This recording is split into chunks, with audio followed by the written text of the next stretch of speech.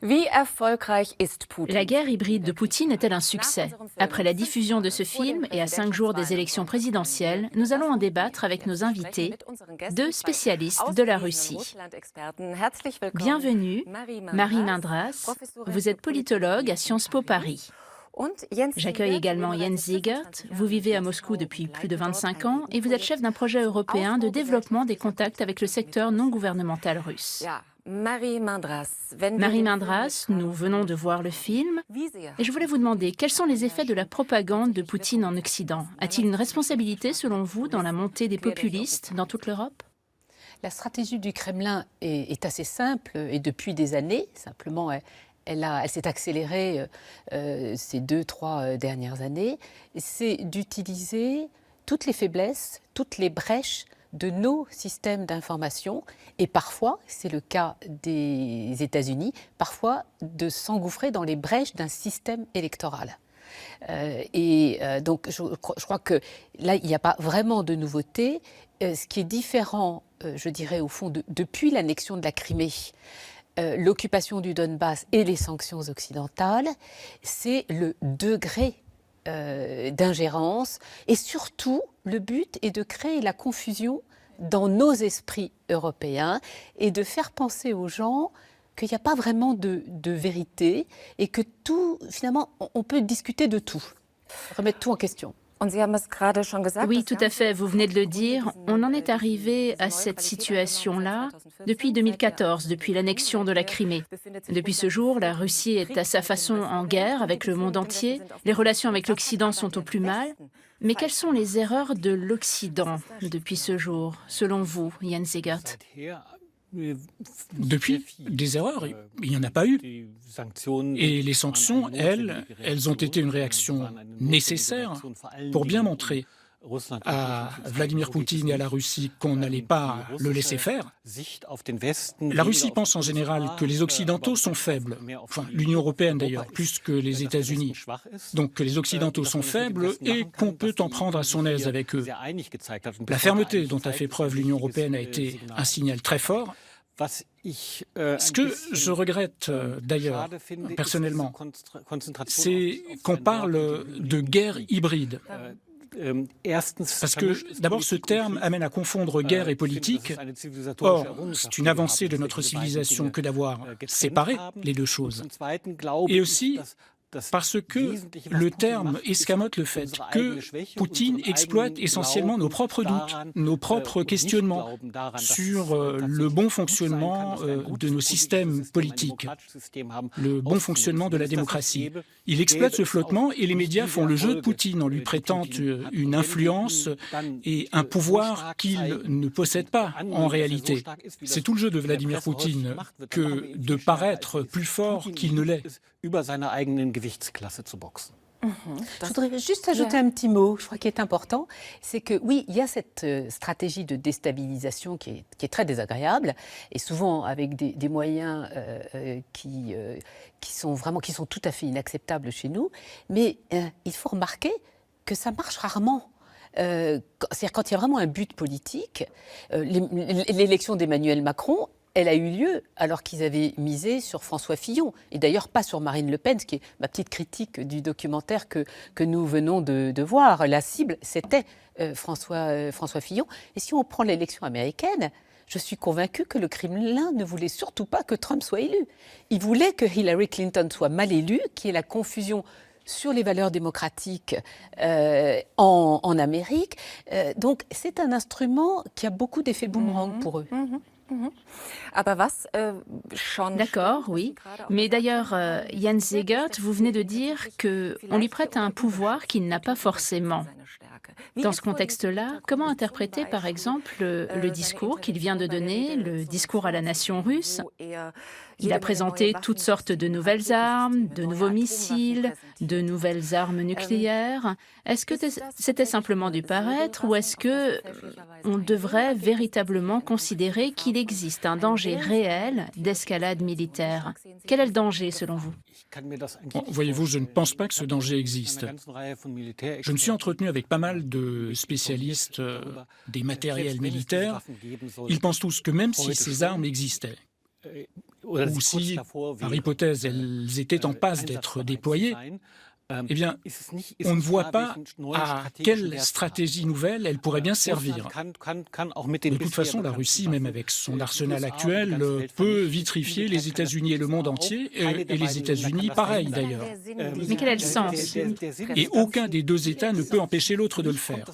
Alors, le sens de tout ça, pour moi, c'est un peu comme la Corée du Nord, si vous voulez, mais en plus grand. C'est la Russie qui réclame « écoutez-nous », respectez-nous, négociez avec nous. Nous voulons redevenir un partenaire à part entière. Nous avons pris la Crimée, elle est à nous. Il faudra vous y faire. Voilà le message. Il y a l'intervention en Syrie aussi. Bon, la Syrie, c'est moins important. Ce qui compte, c'est le message qu'envoie la Russie. Nous sommes de retour, que cela vous plaise ou non. Et c'est justement ce sentiment d'être de retour, la Russie est de retour, c'est quelque chose que Poutine a utilisé au cours des dernières années. Il s'en est servi dans sa stratégie de manière très intelligente. Est-ce que c'est quelque chose qui va continuer à le porter dans un prochain mandat? Est-ce que cela suffira pour lui? Alors, en intervenant en Syrie, en faisant des discours un petit peu ridicules avec des jeux vidéo d'armes qui pourraient toucher tous les coins du monde, je crois que Vladimir Poutine, au contraire, ne s'invite pas du tout à la table de la négociation mondiale et à la table des Occidentaux ou même des grands pays asiatiques. C'est-à-dire qu'il cherche un but et il obtient son contraire. Et c'est ce qu'il fait depuis des années. Comme quand il a annexé la Crimée, il ne s'attendait pas une seconde à ce que nous réagissions, nous, Européens, Occidentaux, aussi fortement, comme l'a dit Jens très bien. Et cette fois-ci, de nouveau, je crois que Poutine est en train de dilapider le capital de confiance qu'il avait construit dans les années 2000. Il fait peur. Or, dans le monde d'aujourd'hui, pour compter, il faut faire confiance. Il faut qu'on vous fasse confiance. Et de même, j'irai plus loin, je dirais que la majorité des Russes, probablement, sont plutôt inquiets de cette démonstration de force pour faire une guerre, car l'idée c'était de montrer que la Russie peut faire la guerre, plutôt que d'augmenter son soutien auprès de la population. Yeah. Oui, c'est intéressant parce que justement dans la perception que nous avons pu avoir au cours des dernières années, c'était que justement Poutine comptait là-dessus. Après l'effondrement de l'Union soviétique, il donnait l'impression aux Russes d'exister à nouveau. Et selon vous, en fait, les Russes ne sont pas du tout de cet avis-là. Ils ne sont pas satisfaits d'être entraînés dans une guerre. D'abord, Poutine, quand il est arrivé au pouvoir en 1999-2000, ce n'est pas du tout la guerre qu'il a proposée aux Russes. C'est le mieux vivre économique, la croissance, des salaires plus importants, la possibilité de faire des affaires avec le monde entier. C'était les années fastes, les années 2000, la croissance continue des prix des hydrocarbures. Le problème est qu'aujourd'hui, la Russie est en crise, grave crise économique et sociale, et qu'au lieu de faire les réformes que les Russes attendent depuis 20 ans, au lieu de s'entendre avec les pays voisins, les Européens, pour justement réussir ces efforts, Vladimir Poutine choisit de faire peur. Pour ce 5e mandat, il a dit très clairement qu'il n'engagerait pas de réforme structurelle de l'économie, parce que ça voudrait dire faire un petit peu de place aux règles de l'état de droit.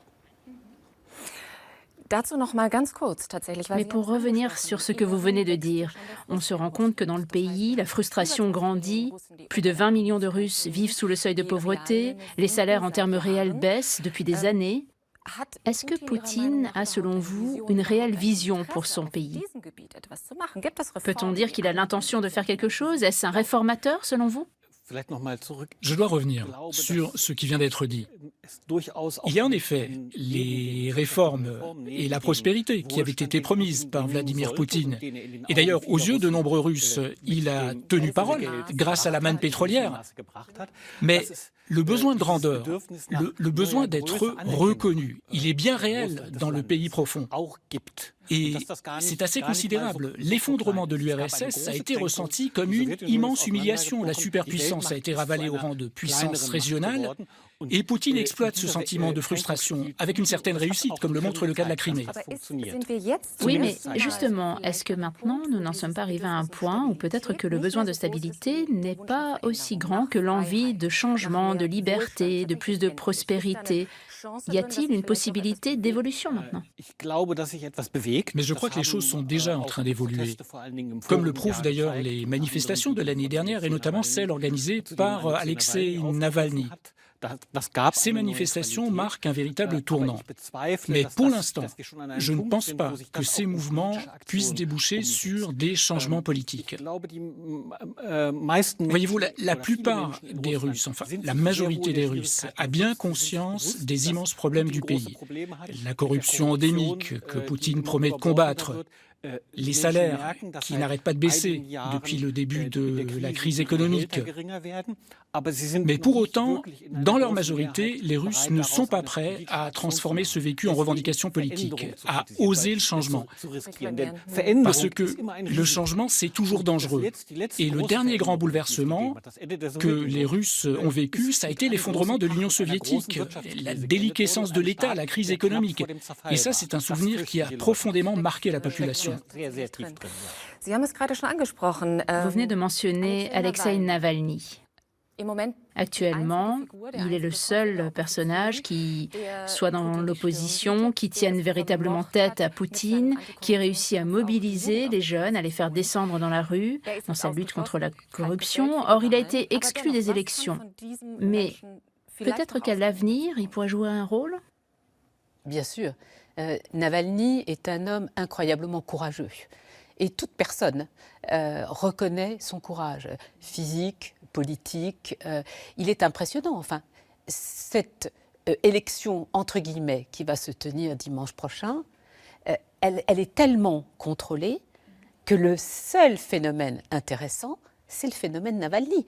C'est-à-dire qu'un homme qui est harcelé, qui est sous le coup de procédures judiciaires, qui a un frère qui a fait de la prison pour lui et qui a été emprisonné 2 ou 3 fois cette année, qui a été interdit de candidature, continue à faire campagne. Il est le seul à faire, je dirais, une vraie campagne anti-régime.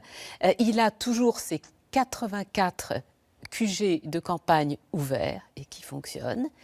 Et les autorités ne peuvent pas le mettre en prison maintenant parce qu'ils savent qu'il y aurait beaucoup trop de gens dans les rues. Donc le phénomène de soutien à Navalny continuera parce que tout simplement, il explique aux Russes ce que déjà Boris Nemtsov leur expliquait, l'ancien vice-premier ministre qui a été assassiné en 2015, il explique aux Russes que la grande puissance militaire, ça n'a aucun intérêt dans le monde d'aujourd'hui, et que si on veut exister, il faut tout simplement avoir une économie plus efficace, plus attractive, plus concurrentielle, avoir un monde ouvert, et que pour être concurrentiel, eh bien, il faut avoir une justice indépendante, ce que Navalny dit quasiment à chaque fois, et ainsi entrer véritablement dans le monde et dans la coopération avec l'Europe. Et je dirais que là, je ne suis pas tout à fait d'accord avec ce que venait de dire Jens. Je crois que ce sont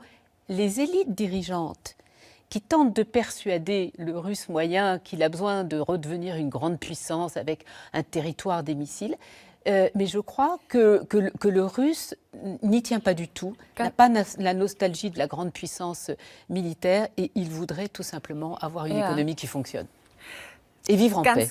Très rapidement, pour conclure, comment envisagez-vous le rôle d'Alexeï Navalny dans l'après-Poutine?